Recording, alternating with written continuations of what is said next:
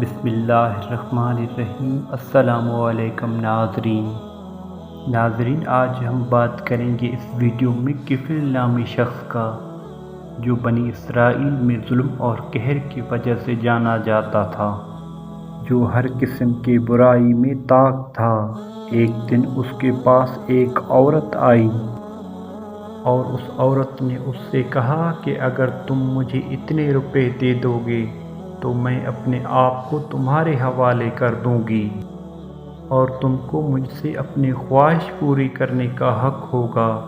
وہ شخص پہلے ہی سے برائی کا عادی تھا، اسے یہ موقع غنیمت نظر آیا اور اس نے اس عورت کو رقم دینے کا وعدہ کر لیا، اور اس شخص نے اپنی نفسیاتی خواہش پوری کرنے کے لیے کسی کمرے میں لے گیا۔ جب برائی کا وقت آیا تو وہ عورت کانپنے لگی اور اس پر خوف و دہشت طاری ہو گئی۔ اس کفل نامی شخص نے اس عورت سے پوچھا کہ تو کیوں خوفزدہ ہے اور کانپ رہی ہے؟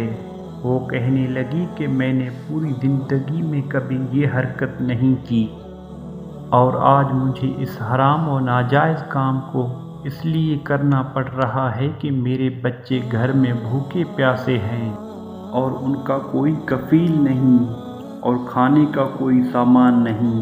میں انتہائی مجبور ہو کر سوچنے لگی کہ میں کیا کر سکتی ہوں، تو میرے ذہن میں آیا کہ میں اپنی عصمت اور اپنے پاک دامنی کو بیچ کر اس سے جو کچھ روپے حاصل ہو جائیں اس سے بچوں کے گزارے کا انتظام کروں۔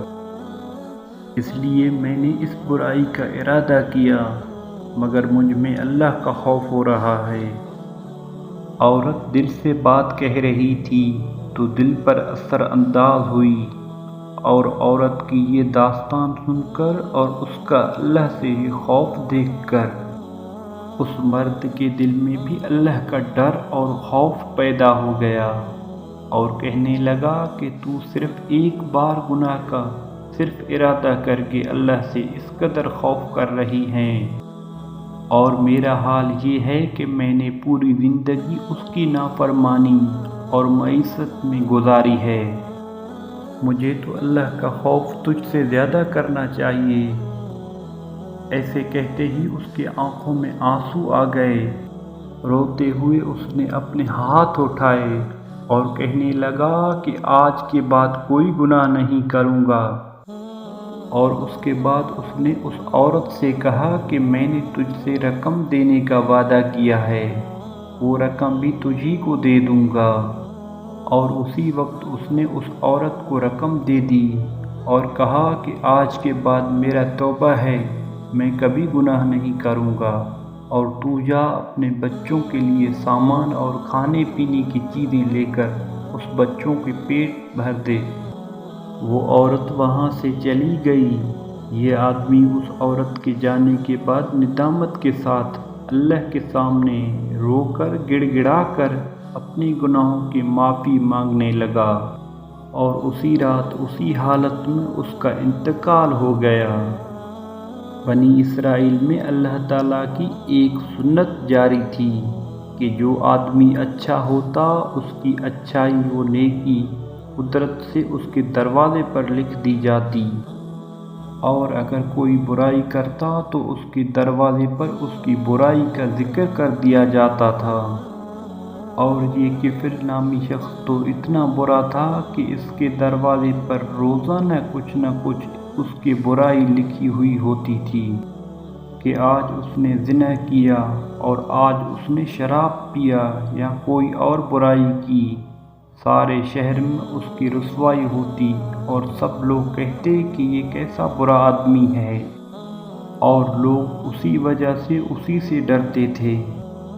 ایک دفعہ ایک محفل میں نبی کریم صلی اللہ علیہ وآلہ وسلم اس کفل نامی شخص کے بارے میں فرماتے ہیں کہ رات کو اس کا انتقال ہو گیا، اور صبح لوگ اٹھ کر دیکھتے ہیں کہ اس کے دروازے پر لکھا ہوا ہے کہ اللہ تعالیٰ نے کفل کی مغفرت کر دی، اور لوگ پڑھتے ہوئے جا رہے تھے گزرنے والے روزانہ دیکھا کرتے تھے کہ اس کے دروازے پر کبھی کچھ تو کبھی کچھ لکھا ہوا ہوتا تھا۔